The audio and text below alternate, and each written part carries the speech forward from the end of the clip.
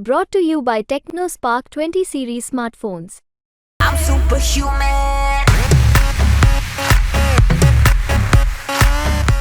भाजपा का इतिहास है। जो जो भाजपा को छोड़कर चला गया उसने नुकसान ही मोल लिया है।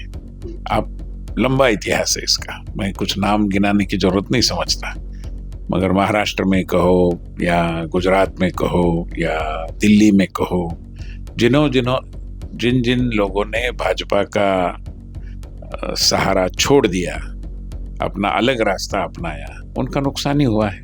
राजस्थान में लोकसभा चुनाव के दूसरे चरण में अब मतदान में कुछ ही घंटे से लगभग चुनाव प्रचार का शोर है अब थमने को है। इसको लेकर बातचीत करते हैं भाजपा के प्रदेश प्रभारी डॉक्टर विनय सहस्त्रबुद्धे से। सर, किस तरह से रोड मैप तैयार किया है दूसरे चरण के मतदान को लेकर? देखिए, पहले चरण के मतदान की कमी की बहुत चर्चा हो रही है और वो स्वाभाविक भी है, क्योंकि देश का कोई भी नागरिक वोटिंग परसेंटेज कम होने से दुखी है। दुखी होना बहुत स्वाभाविक है, हमें भी इसकी पीड़ा है।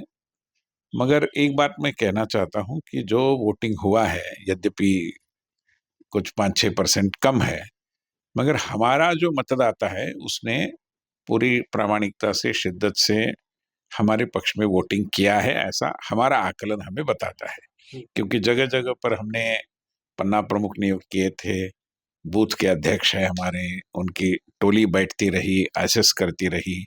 सुबह सुबह हमने लोगों को जगाकर कतार में खड़े होने का अपील भी किया। तो उसका परिणाम हमें उम्मीद है कि बहुत अच्छे तरीके से निकल कर आने वाला है। बावजूद इसके परिणाम कुल मिलाकर जनतंत्र के लिए वोटिंग परसेंटेज कम होना ये कोई अच्छी बात नहीं है, और इसलिए वो वोटिंग परसेंटेज बढ़े, इसकी पूरी कोशिश हम भी अपनी पद्धति से कर रहे हैं। अभी जब दूसरा चरण अहाते में खड़ा है तो हमने फिर एक बार अपनी व्यवस्था को और चाक चौबंद किया है।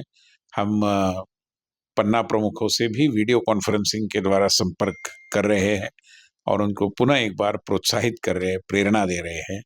और जो भी छोटी बड़ी टेक्निकल कुछ दिक्कतें आती है, वोटर लिस्ट को लेकर आती है, कभी कभी पोलिंग स्टेशन पर आती है, उनको ठीक करने की भी हमारी पूरी कोशिश है। बीजेपी दावा करती है कि बूथ स्तर पर है, वो कार्यकर्ता वहां से जीत हासिल करते हैं, उसके बाद आगे जो केंद्र होते हैं वहां तक देखा जाता है। लेकिन बूथ स्तर पर कहीं ना कहीं ऐसी बड़ी खामियां देखने को मिली प्रथम चरण के चुनाव में कि जो भाजपा के वो वहां पर जो एजेंट और बैठे रहते हैं, वो वोटर्स को मतदान केंद्र तक ले जाने में सफल नहीं हो पाए। नहीं, ऐसा नहीं है। काफी हद तक अभी क्या हो गया कि हमारे बहुत सारे वोटरों ने सुबह सुबह वोटिंग किया, तो 11 बजे के बाद हो सकता है कि हमारे पोलिंग बूथ पर बहुत ज्यादा लोग नहीं दिखाई दिए होंगे, मगर हमारा नारा ही है कि पहले मतदान बाद में जलपान। तो उस पर काफी कुछ हद तक अमल हुआ है। चित्र तो ये देखने को मिला कि कांग्रेस के पास न कोई पोलिंग एजेंट था, न कोई बूथ पर बैठने के लिए व्यक्ति था, तो उसके कारण भी एक वातावरण में था कि अभी ये तो जीतने ही वाले हैं, तो हमारे वोटिंग का कोई बहुत बड़ा महत्व नहीं, ऐसा कुछ लोगों को लगा भी। मगर हमारी उन सभी को प्रार्थना है कि ऐसा मत सोचिए, वोट करने के लिए आइए। लेकिन बीजेपी कह रही है कि 25 का जो मिशन है वो हैट्रिक लगाएगी, लेकिन कांग्रेस का दावा है कि इस बार हैट्रिक में जोर आएगा। ऐसा है, कांग्रेस को ख्याली पुलाव खाने से 4 जून तक देश की कोई भी शक्ति रोक नहीं सकती, तो जरूर उनको ख्याली पुलाव खाने दीजिए, हमें कोई आपत्ति नहीं। 4 जून को दूध का दूध, पानी का पानी हो जाएगा और उनको ध्यान में आएगा कि फिर एक बार राजस्थान की जनता ने भाजपा को पूर्ण रूप से अपना आशीर्वाद दिया। कांग्रेस के अशोक गहलोत सचिन पायलट को लेकर भाजपा निशाना साधती है कि वो साथ नहीं है, एकजुट नहीं है। वसुंधरा राजे चुनाव प्रचार में नजर नहीं आई। देखिए, वसुंधरा जी से हमारी निरंतर बात होती रही। मैं यहाँ प्रभारी के रूप में दाखिल हुआ तो उस दिन पहला काम मैंने किया वो वसुंधरा जी से मिलकर उनका मार्गदर्शन लिया। उनका जो भी सुझाव था उनका, या उनके जो भी मंतव्य थे, उसको गंभीरता से हमने नोट किया। रामनवमी तक वो पूजा अर्चा में थी, हर नवरात्रि में वो रहती है, केवल इसी नवरात्रि की बात नहीं है। उसके बाद वो कुछ जगह गई है, विशेष रूप में अपने झालावाड़ क्षेत्र में वो ज्यादा सक्रिय है, वो स्वाभाविक भी है। कहीं बीजेपी के जो बाकी है वो कहीं ना कहीं बीजेपी के लिए आफत बने हुए, रविंद्र सिंह भाटी हो, चाहे अपन कोटा की पहला गुंजल की बात कर लें, क्या लग रहा है कि टंकर है कुछ?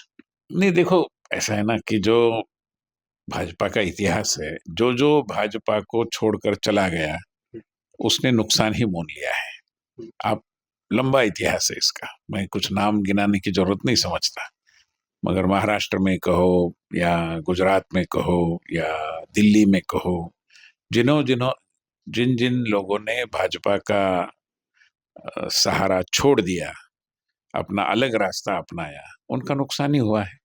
तो जो नाम आप ले रहे हैं, मैं मानता हूं तो उन्होंने तो नुकसान मोल लिया है। बाड़मेर जैसलमेर सीट पर एक अजीबोगरीब मामला सामने आया है, जहां पर बीजेपी के जो प्रत्याशी कह रहे हैं कि यदि यहाँ पर दूसरा प्रत्याशी जीतता है तो यहाँ पर जो टुकड़े टुकड़े गए होंगे या फिर पाकिस्तान है वो जश्न मनाएगा। ऐसा क्यों हो रहा है?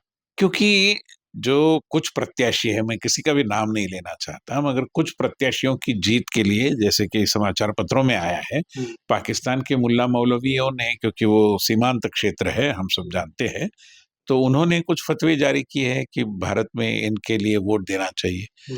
तो साठगांठ तो साफ नजर आ रही है। तो ऐसी पद्धति से टुकड़े टुकड़े गैंग को आनंद होना बड़ा स्वाभाविक है। रविंद्र सिंह भाटी का क्या फ्यूचर देख रहे हो? 7 दिन बीजेपी में रहे, उसके बाद चले गए। वो बोल रहे हैं कि मेरी दुश्मनी किसी से नहीं है, बस यहाँ की जनता के हितों को लेकर वो उठ रहे हैं। देखिए, ऐसे बहुत सारे कैंडिडेट होते हैं, वो एक निर्दलीय उम्मीदवार है, किसी एक उम्मीदवार को विशेष स्थान देकर उसके ऊपर टिप्पणी करने की कोई आवश्यकता नहीं। जो मैंने कहा कि भाजपा का साथ जो छोड़ेगा वो नुकसान मोल लेगा। लेकिन भाजपा के साथ है बड़े दिग्गज, चाहे सतीश पूनिया हो, चाहे राजेंद्र राठौड़ हो, उनको पार्टी ने मौका नहीं दिया इस बार लोकसभा चुनाव में। क्या उनका आगे फ्यूचर देखे पार्टी में कोई बड़ा? देखिए, ये पार्टी एक विशाल परिवार है और इसमें हर कार्यकर्ता को काम है और हर काम के लिए एक कार्यकर्ता है।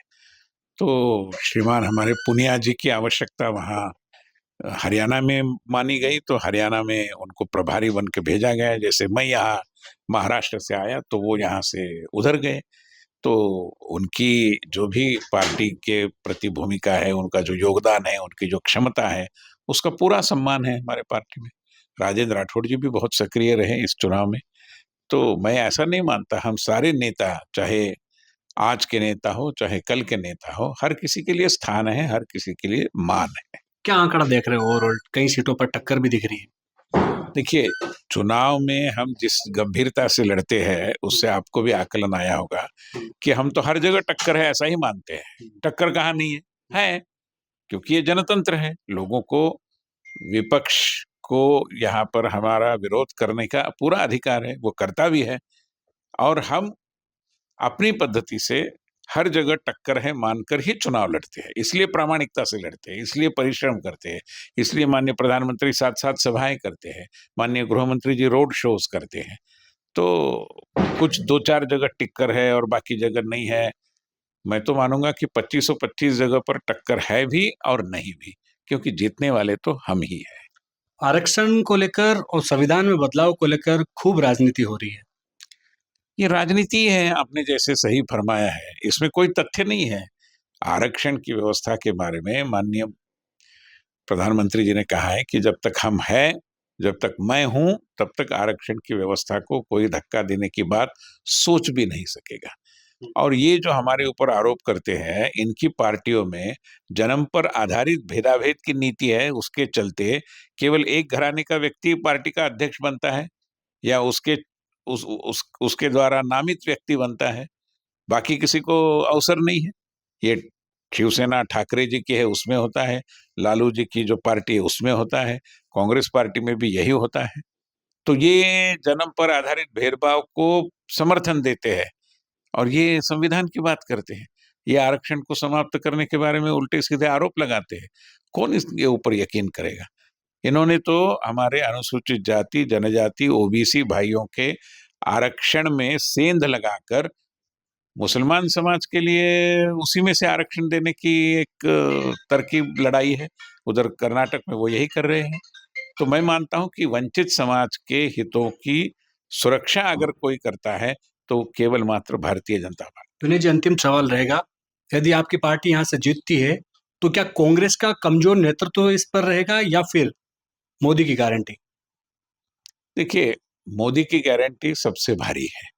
कांग्रेस का नेतृत्व कमजोर है, ये तो आज की क्या, विगत 15-20 सालों की स्थिति है।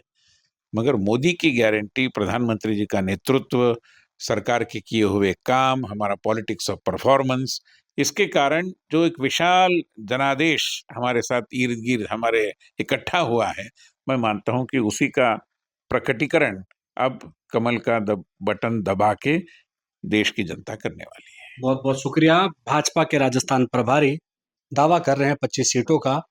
अब जब दूसरे चरण के मतदान में कुछ ही घंटों का वक्त बचा है, देखने वाली बात होगी कि जनता किस ओर रुख अख्तियार करती है। साथ ही 4 जून को लेकर इंतजार रहेगा, क्योंकि इनके कंधों पर जो भार दिया गया था पार्टी की ओर से, वो भार ये सहन कर पाते हैं या नहीं। कैमरा सहयोगी मनोज के साथ विशाल शर्मा, जयपुर, राजस्थान तक।